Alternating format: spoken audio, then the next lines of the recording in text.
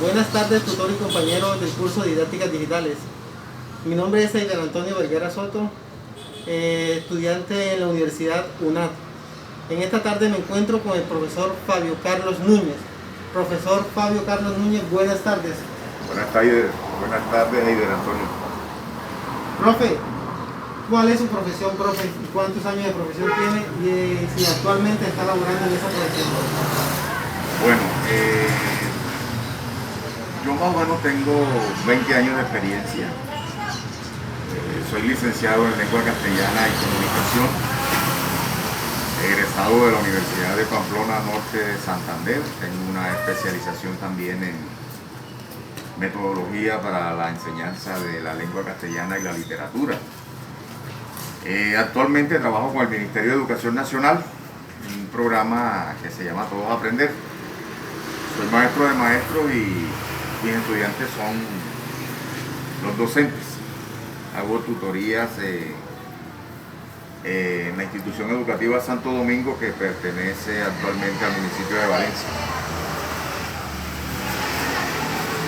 Profesor Fabio Carlos, agradecemos este espacio que nos ha brindado en esta tarde de hoy para darle como solución a unos pequeños interrogantes que tenemos. En conclusión, serían 3 preguntas, profe, que tendríamos en esta tarde para dar respuesta. Empecemos con la primera pregunta, que sería: ¿qué es la didáctica y cuál es el origen de la didáctica, profesor Fabio Carlos Núñez? Bueno, Eider, primero que todo debo agradecerte por el espacio, por la invitación, por tenerme en cuenta y por permitirme hablar de una temática supremamente importante, como es la didáctica en la escuela. Para responder esa primera pregunta y tratar de dar un concepto sobre el término didáctica, tengo que decirte que no hay una definición que enmarque el concepto de lo que es la didáctica. Hay muchas definiciones, hay muchos pensadores, hay muchos autores que han trabajado esta temática, pero si quisiera darte un concepto de lo que es la didáctica, pues podríamos definirla como ciencia o como el arte de enseñar. Esa sería una definición, porque además de ciencia, además de arte, se le llama técnica, se le llama disciplina,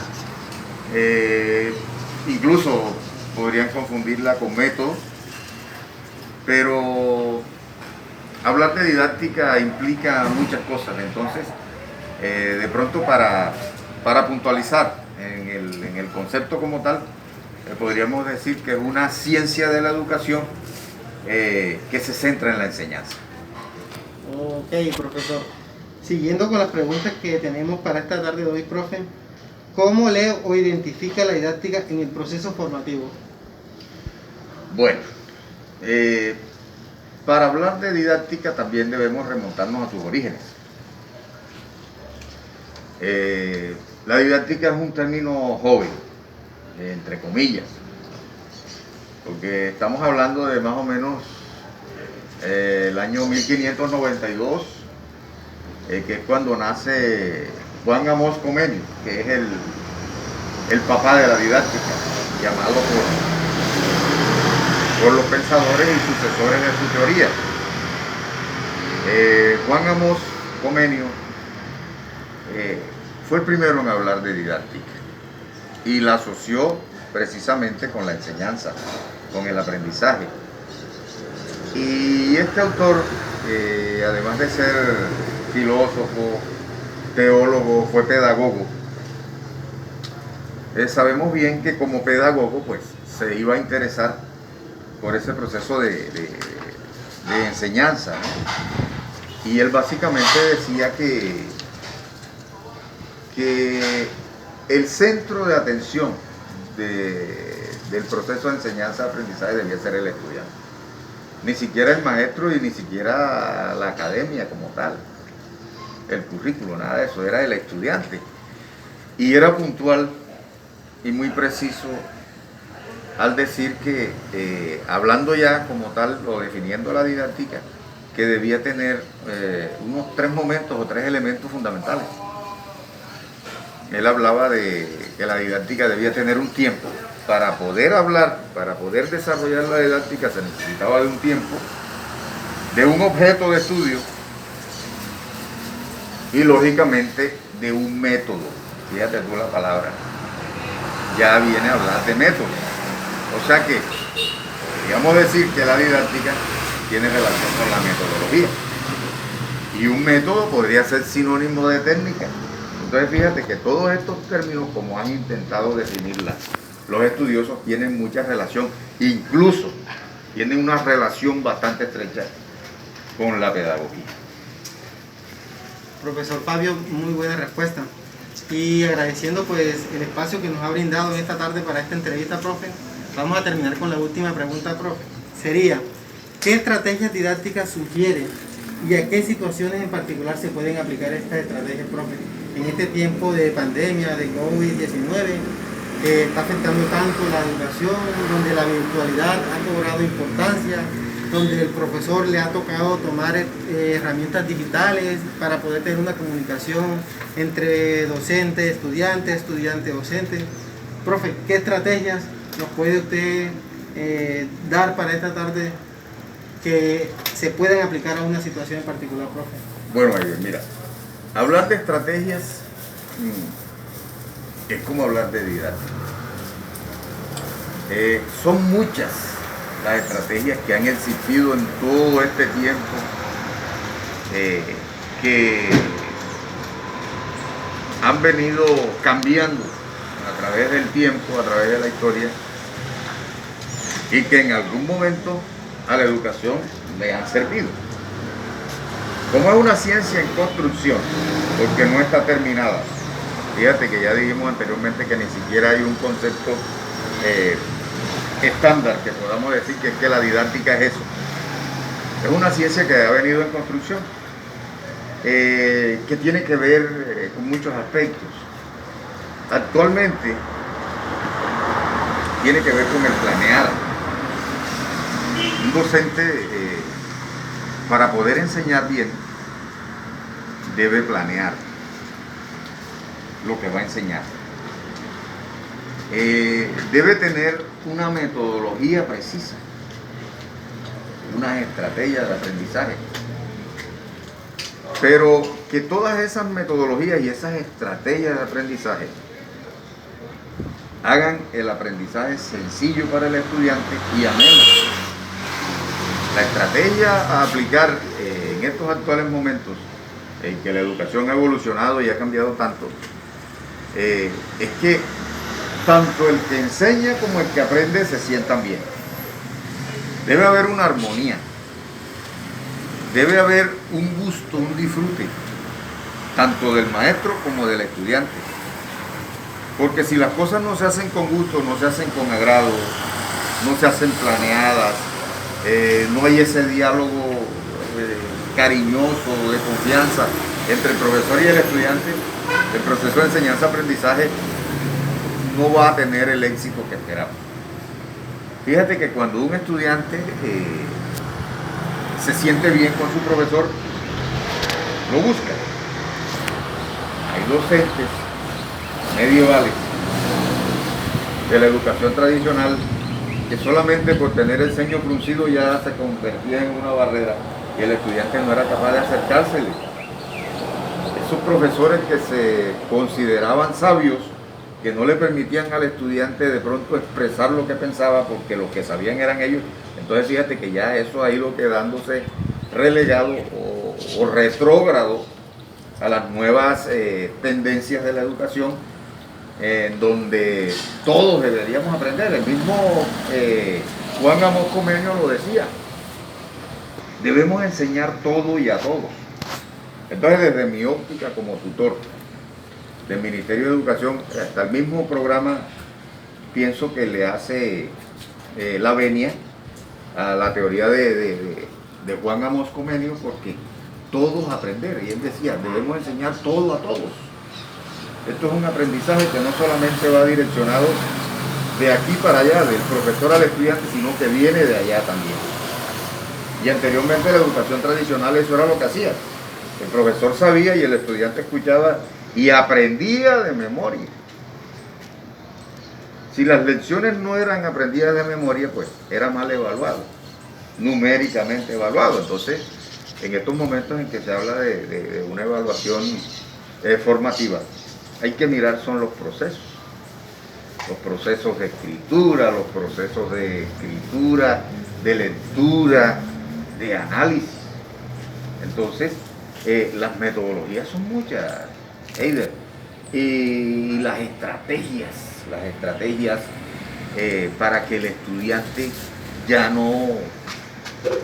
adquiera el conocimiento de una manera más sencilla y él lo pueda demostrar en la práctica, porque es que aquí para de pronto puntualizar en el conocimiento se necesita saber la teoría y aplicarla en un contexto que en estos tiempos llamamos competencia. Lo que se necesita es que el estudiante aprenda de una manera fácil, sencilla, amena y que lo pueda demostrar en el medio, en la sociedad, que es la que se va a encargar de decir si es competente o no con tanta cantidad de estudiantes y de profesionales que se nos vienen y que donde las oportunidades son pocas, pues se necesita de esa competencia, de ese aprendizaje para que él pueda demostrar que puede desempeñarse en cualquier cargo que se le presente, ¿no? O que tenga la oportunidad de acceder a él. Entonces no sé si de pronto la respuesta es concreta, es puntual, tratándote de responder esa última pregunta que tú me haces, pero como te digo, como docente yo me siento limitado, porque este es un tema donde podemos hablar toda la tarde. Podemos hablar toda la tarde y podemos disfrutar y escudriñar sobre las diferentes teorías de la didáctica y, como te digo, podríamos gastar horas aquí tratando de discernir sobre lo que es una temática tan importante como es la didáctica. Ok, profesor Fabio Carlos Núñez, agradecemos el espacio que nos brindó en esta tarde para resolver estos 3 interrogantes. Muy buena respuesta, una experiencia muy amplia en cuanto al tema. Agradecido de corazón, porque de igual forma estamos en un tiempo en donde el confinamiento, la salud, los compromisos, todo está limitando a la persona. Y que usted hubiese sacado espacio en esta tarde para darnos respuesta a estos interrogantes, es de mucho agrado, profe. Eider, no sé, me voy a extender y me vas a perdonar, pero en estos tiempos de pandemia, donde no estábamos acostumbrados a este tipo de educación, entre comillas, tecnológica, sino a la educación presencial, pues nos ha tocado ajustarnos o ceñirnos al trabajo con guías.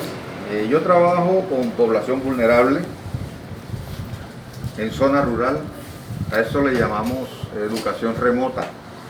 Y al trabajar con la guía de papel, porque no tenemos acceso a la tecnología, de pronto al celular, a una tablet, a un computador, porque en esas zonas apartadas de la geografía de Córdoba no existe el internet. Entonces, la guía pedagógica física de papel es la que se convierte en esa herramienta necesaria para poder desarrollar la educación. Fíjate que hay un padre de familia ya que no tiene conocimiento de la pedagogía, el maestro no está presente y le toca a ese padre de familia cuidador hacerse cargo de su hijo. Y si la guía no es explícita, no es específica, si no tiene un diálogo que haga las veces de ese profesor, sintiendo el padre de familia que ese profesor está presente al momento de leerla, Entonces, se nos va a dificultar el proceso de enseñanza-aprendizaje y podría irse al traste. Y podríamos decir que todos estos 6 meses, 7 meses de pandemia o todo este año que va a ser así, con educación remota, aplicando la educación remota, pues podría ser un fracaso, ¿no? Entonces, como estrategia pedagógica, la guía la guía pedagógica se convierte en la mejor herramienta de aprendizaje para poder desarrollar un trabajo que nos toma por sorpresa porque definitivamente no esperábamos eso y Colombia ni creo que los países de América estábamos preparados para enfrentarnos a un tipo de educación remota como la que se está presentando y estamos llevando a cabo ahora en las instituciones. Ok, profesor, igual forma agradecemos nuevamente el espacio compartido. Desde Montería, Córdoba, un saludo a mi tutor, a mis compañeros de curso de didácticas digitales. Espero que al igual que yo disfruten las respuestas que el profesor Fabio Carlos Núñez nos ha dado a estos 3 interrogantes. Con mucho agrado, Aidel Antonio Vergara Soto, estudiante de licenciatura en Filosofía de la Universidad Nacional.